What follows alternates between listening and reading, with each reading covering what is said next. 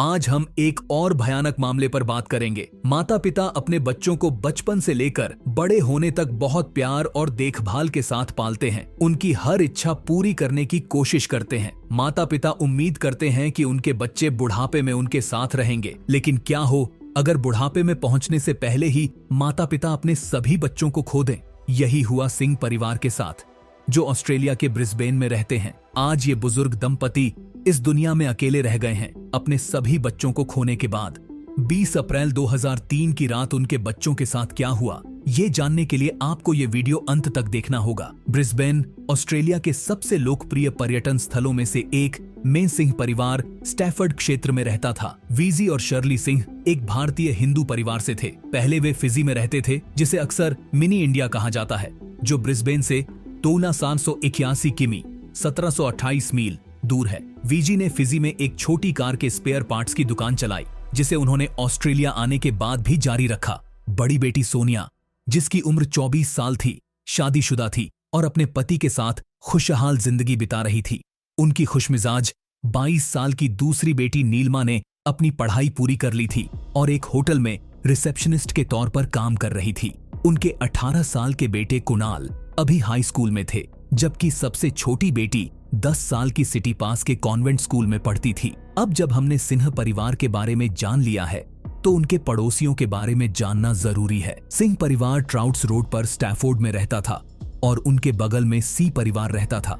Carlo और अन्ना Mary एक परिवार हैं। हालांकि यह जोड़ा मूल रूप से इटली के नेपल्स से आया था, तब वे ऑस्ट्रेलिया में बस गए थे। उनके पास स्टैफोर्ड में एक प्रसिद्ध इटालियन रेस्टोरेंट था। हालांकि सिंह और सैका परिवारों के बीच करीबी दोस्ती थी। चूंकि वीजे अक्सर काम के लिए घर से दूर रहते थे, कार्लो अक्सर अपने पड़ोसियों की मदद करता था। लेकिन कार्लो और अन्ना का बेटा एक बिगड़ैल बच्चा था।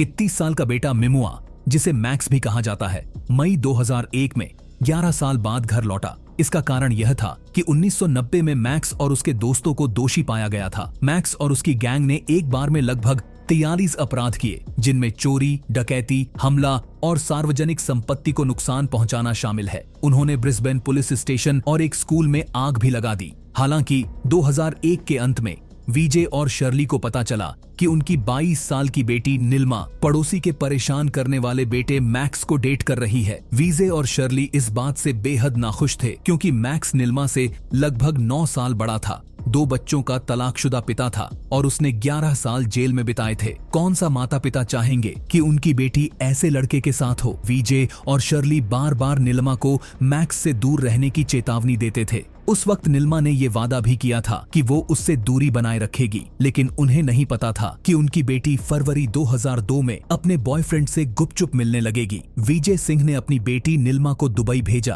ताकि वो एमिरेट्स एयरलाइंस के साथ फ्लाइट अटेंडेंट का कोर्स कर सके। दुबई पहुंचने पर निल्मा पहले एक जगह रहने के लिए खोजने लगी और फिर तुरंत मैक्स को कॉल कर लिया। दुबई में भी निल्मा दिन रात उससे बात करती रही। जब नीलमा को अपने पहले महीने का फोन बिल मिला तो वह हैरान रह गई। काफी सोचने के बाद उसने अपने पिता को फोन किया और बताया कि उसका फोन बिल $1000 से ज्यादा आ गया है। यह सुनकर विजय बहुत गुस्से में आ गए, क्योंकि उन्हें पता चला कि नीलमा दुबई जाने के बाद भी मैक्स के साथ अपने रिश्ते को जारी रखी है। यह खुलासा विजय और शर्ली के लिए उनकी बेटी पर भरोसा पूरी तरह से तोड़ने वाला था। असल में विजय और शर्ली भी चाहते थे कि उनकी बेटी नीलमा किसी ऐसे लड़के से शादी करे जिसे उन्होंने चुना हो, जैसे उन्होंने पहले से शादी का इंतजाम किया था। सोनिया, उनकी सबसे बड़ी बेटी के बारे में निल्मा और मैक्स एक दूसरे से शादी करना चाहते थे। मार्च 2002 में सिंह परिवार ब्रिजमैन डाउन्स, ब्रिस्बेन के एक उपनगर में एक शानदार नया घर बना रहा था। उस दिन विजय सिंह निर्माण स्थल पर थे, प्रोजेक्ट के बारे में इंजीनियर से बात कर रहे थे। तभी मैक्स आया। मैक्स विजय के पास गया और कहा, आपकी बेटी और मैं बहुत प्यार में हैं और हम कई महीनों से एक रिश्ते में हैं। निल्मा मुझसे शादी करना चाहती है और मुझे विश्वास है कि हम बहुत खुश रहेंगे शादी के बाद, इसीलिए मैं आज यहाँ हूँ आपसे हमारी शादी की इजाजत मांगने। लेकिन विजय सिंह ने मैक्स को बुरी तरह से बेइज्जत कर दी और बोला कि तुम्हें अपनी उम्र और हैसियत के हिसाब से बात करनी चाहिए। मुझे तो अभी एक ईंट उठाकर तुम्हारा सिर फोड़ने का मन कर रहा है। हालात ऐसे बिगड़ गए कि मैक्स और विजय के बीच हाथापाई हो गई लेकिन वहां मौजूद मजदूरों ने बीच में आकर उन्हें रोक दिया। अगले कुछ दिनों में मैक्स ने नीलिमा को ऑस्ट्रेलिया लौटने के लिए मनाने में कामयाबी हासिल की। ईमेल और कॉल्स के द्वारा उसे आश्वासन दे रहा थे कि वो उसकी नौकरी क्वांटिस, ऑस्ट्रेलिया की सबसे बड़ी और प्रतिष्ठित एयरलाइंस में दिलाने में मदद कर सकता है। नीलिमा वापस लौटने में बहुत हिचकिचा रही थी क्योंकि उसके पिता ने उसे दुबई भेजने में काफी पैसे खर्च किए थे, लेकिन मैक्स ने उसे वापस ऑस्ट्रेलिया आने के लिए मनाया। नीलिमा ने दुबई में सब कुछ छोड़ दिया और बिना अपने परिवार को बताए ऑस्ट्रेलिया लौट आई। जब वो ब्रिस्बेन पहुंची तो मैक्स उसे एयरपोर्ट से लेने आया और अपने परिवार के एक प्रॉपर्टी पर ले गया। ब्रब्बी द्वीप स्टैफर्ड से 1.5 घंटे की दूरी पर है। वे दोनों वहां कई दिन रहे, लेकिन मैक्स ने नीलिमा के लिए नौकरी नहीं मिलाई। इसके अलावा वहां रहने के कुछ हफ्तों के भीतर वीजे और शर्ली सिन्हा को पता चला कि उनकी बेटी मैक्स के साथ उनके दूसरे घर में रह रही है। नतीजतन नीलिमा को अपने माता पिता के घर लौटना पड़ा। लौटने पर उसे अपने परिवार से कड़ी फटकार का सामना करना पड़ा।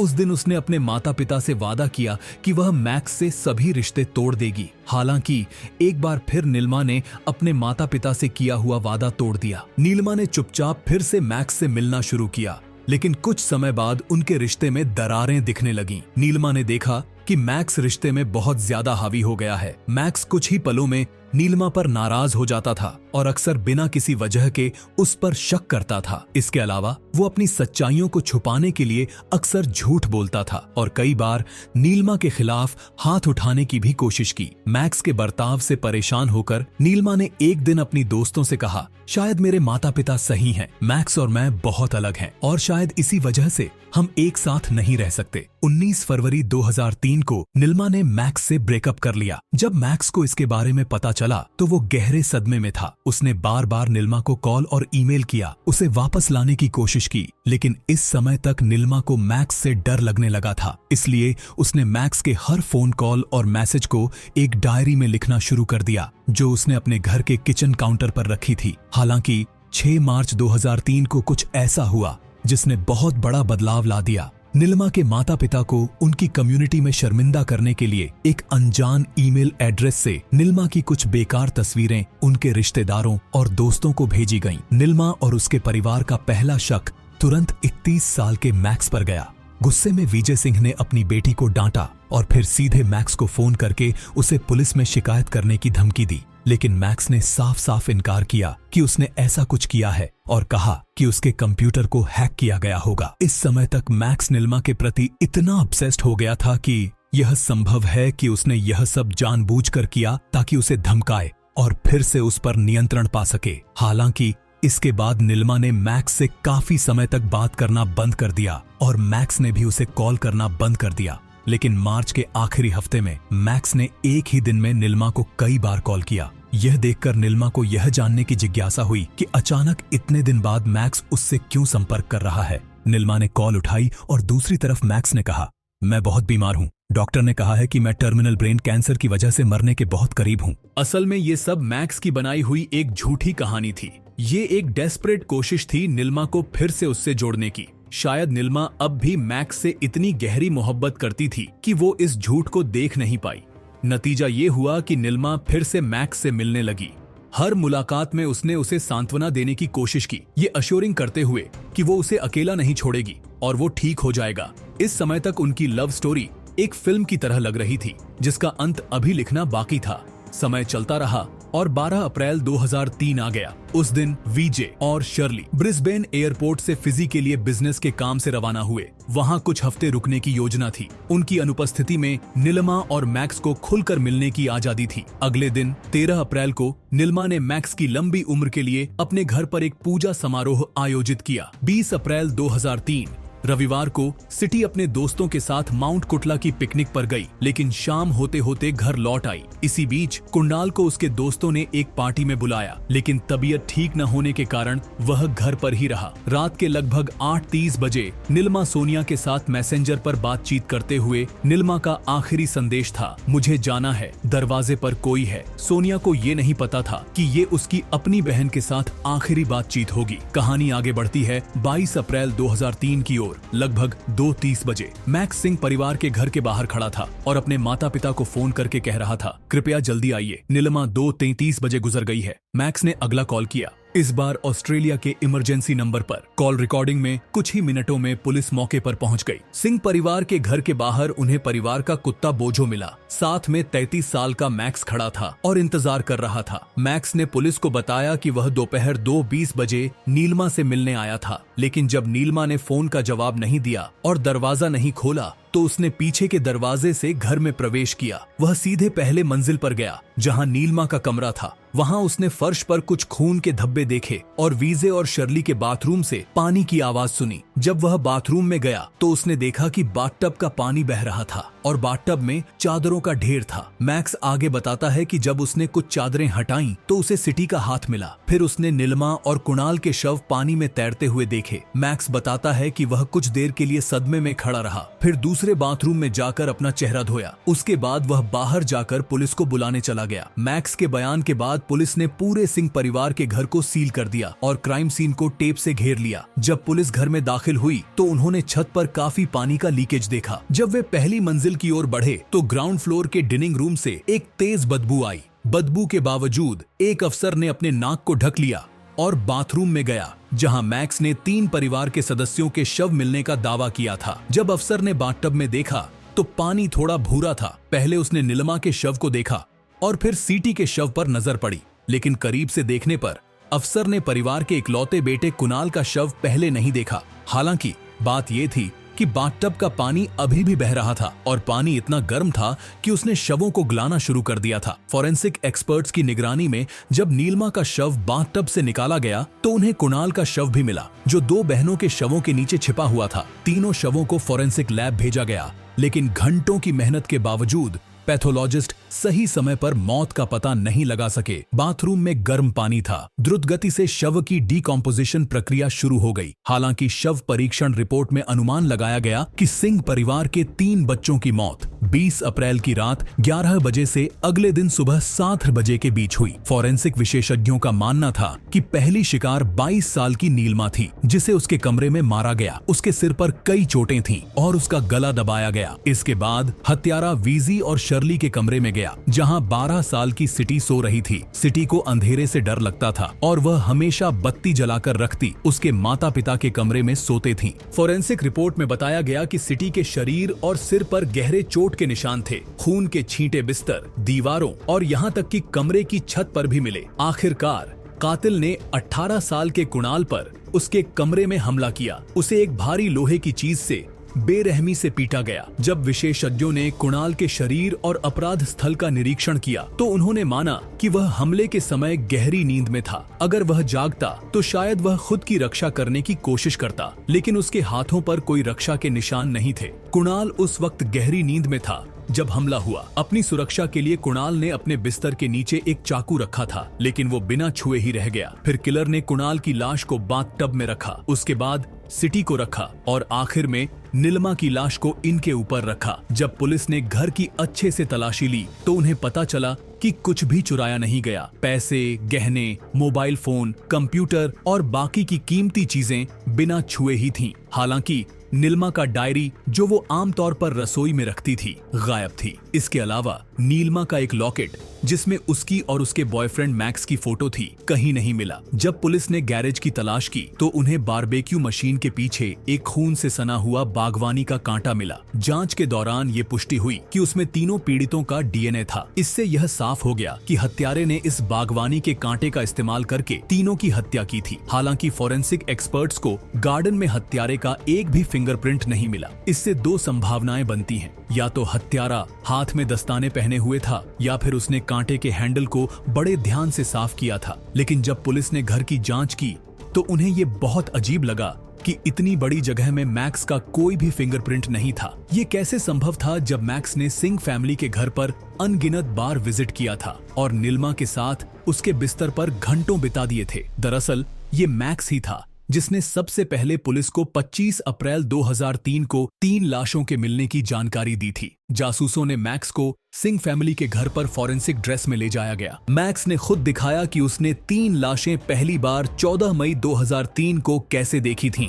तीनों सिंह भाई बहनों का अंतिम संस्कार हुआ था और तब भी सिंह परिवार के घर के चारों ओर क्राइम सीन टेप था। जब मैक्स पहुंचा तो विजय और शर्ली सिंह ने पुलिस से कहा कि उसे बाहर ले जाएं, क्योंकि उनकी नजर में वह एकमात्र संदिग्ध था। इस समय तक पुलिस को भी यकीन था कि मैक्स ही किलर है, इसलिए नीलिमा, सीटी और कुणाल के अंतिम संस्कार के बाद उन्होंने मैक्स के खिलाफ सबूत इकट्ठा करना शुरू कर दिया। पुलिस ने लगातार मेहनत की और पता लगाया कि मैक्स के पास 2 कंप्यूटर थे, एक उसके मुख्य घर में था और दूसरा उसके बर्बी आइलैंड के घर में। पुलिस ने जाना कि 21 अप्रैल की शाम 3 सिंह भाई बहनों के शव मिलने से कुछ घंटे पहले मैक्स ने अपने घर के कंप्यूटर से काफी सारा डेटा डिलीट कर दिया था। इसके अलावा जब पुलिस ने उसके बर्बी आइलैंड के घर से कंप्यूटर बरामद किया तो उन्होंने कई ईमेल एड्रेस पाए। उन्होंने पता लगाया कि मैक्स ने उन ईमेल का इस्तेमाल नीलिमा की नग्न तस्वीरें उस दौरान उसके सभी रिश्तेदारों को भेजने के लिए किया था। मैक्स की दोस्त एंड्रिया बोवमैन ने भी उसके खिलाफ पुलिस को बयान दिया। उसने पुलिस को बताया कि मैक्स ने एक बार उसे कहा था, क्या तुम जानती हो किसी को मारना कितना मुश्किल है, खासकर जब वो विनती कर रहा हो, कृपया मुझे मत मारो, मुझे जाने दो। इन सभी बातों को ध्यान में रखते हुए 30 दिसंबर 2008 को मैक्स पर 3 पीड़ितों के मर्डर्स का आधिकारिक आरोप लगाया गया और उसे गिरफ्तार कर लिया गया। जांचकर्ताओं को मैक्स के खिलाफ एक मजबूत मामला बनाने में 5 साल लग गए। ट्रायल शुरू हुआ 21 जनवरी 2012 को। अभियोजक और मैक्स के बचाव वकील के बीच एक तीखी बहस हुई। अभियोजक ने बताया कि मैक्स ने इमरजेंसी नंबर पर कॉल किया था और ऑपरेटर को बताया था कि बाथटब में 3 लाशें हैं। हालांकि पहले अधिकारी ने जो मौके पर पहुंचे कोर्ट में गवाही दी कि काफी समय तक उसे बाथटब में सिर्फ 2 लाशें ही दिखीं, क्योंकि कुणाल की लाश 2 लड़कियों के नीचे दबी हुई थी। सवाल उठा कि मैक्स कुणाल की लाश कैसे देख सकता था। इसके अलावा 2 पेंटर जो सिंह परिवार के पड़ोस घर में काम कर रहे थे, अप्रैल 2003 को गवाही देने के लिए बुलाया गया। मैक्स ने दावा किया कि वह 22 अप्रैल को दोपहर 2:20 बजे घर में दाखिल हुआ, लेकिन 2 पेंटरों ने गवाही दी कि मैक्स 1:57 बजे घर में आया था, क्योंकि उस समय उनकी सीढ़ी गिर गई थी जब वे पेंट कर रहे थे और उन्होंने अपने घड़ी की जांच की थी। इससे एक बड़ा सवाल उठता है, अगर मैक्स वाकई 1:57 बजे सिंह के घर में आया था तो उसने 2:03 बजे इमरजेंसी नंबर क्यों कॉल किया? और अगर उसने लाशें देखी थीं, उसे तुरंत पुलिस को कॉल करना चाहिए था। वो घर के अंदर 30 मिनट से ज्यादा क्या कर रहा था? ये असमानता पहले जो मैक्स ने पुलिस को बताया था उसे और गलत साबित कर रही थी। आखिरकार अभियोजक ने अदालत से अनुमति मांगी कि मैक्स का मेडिकल ऑन्कोलॉजिस्ट से जांच कराया जाए। जब डॉक्टर ने मैक्स की जांच की तो उन्होंने अदालत में गवाही दी कि मैक्स को कोई बीमारी नहीं थी। इससे ये साफ हो गया कि मैक्स ने नीलिमा से झूठ बोला था कि उससे ब्रेन ट्यूमर है। अब सभी सबूत मैक्स के खिलाफ थे और सजा मिलना तय लग रहा था। हालांकि मैक्स के बचाव वकील ने अदालत में एक अलग नजरिया पेश किया। वकील ने तर्क दिया कि वीजे पैसे और लालसा के लिए भूखा था और संभव है कि उसने एक व्यापारिक साथी को धोखा देकर उसका पैसा चुराया हो और फिर इस बात का बदला लेते हुए वीजे के 3 बच्चों की हत्या कर दी। इसके अलावा वीजे और शर्ली की व्यक्तिगत जिंदगी भी अदालत में उजागर हुई। मैक्स के वकील ने कहा कि वीजे एक कामुक इंसान था और कई सालों से वो कई अफेयर्स में शामिल रहा, इसलिए यह संभव था कि इन महिलाओं में से किसी के प्रेमी या पति ने बदला लेने के लिए विजय के 3 बच्चों को मार दिया गया ताकि उसे सबक सिखाया जा सके। लेकिन अंत में यह सिर्फ एक कहानी थी और मैक्स के बचाव वकील इन दावों के लिए कोर्ट में ठोस सबूत पेश करने में नाकाम रहे। नतीजतन 3 जुलाई 2012 को मैक्स को विजय और शर्ली सिंह के 3 बच्चों की हत्या का दोषी ठहराया गया। कोर्ट ने मैक्स को उम्र कैद की सजा सुनाई और उसे 35 साल तक पैरोल के लिए पात्र नहीं माना जाएगा। कई बार उनके रिश्तेदारों ने सुझाव दिया कि वो घर बेच दें, लेकिन विजय और शर्ली ने कभी किसी की नहीं सुनी। शर्ली आज भी अपने 3 बच्चों के बेडरूम को 2003 की तरह सजा कर रखती है। अपने बच्चों की याद में उसने अपने घर में बाथटब भी रखा है और उसके चारों ओर तस्वीरें और फूलों के गुलदस्ते रखे हैं। हालांकि विजय और शर्ली सिंह के लिए सबसे बड़ा दुख 3 फरवरी 2020 को आया, जब उनकी बड़ी बेटी सोनिया 43 साल की उम्र में एक मस्तिष्क बीमारी के कारण गुजर गई। इसी के साथ सिंह परिवार का दुख और बढ़ गया। अगर आपको हमारी वीडियो पसंद आई हो तो इस वीडियो को लाइक और शेयर करें। अगर आपने अब तक सब्सक्राइब नहीं किया है तो अभी कर लें। धन्यवाद।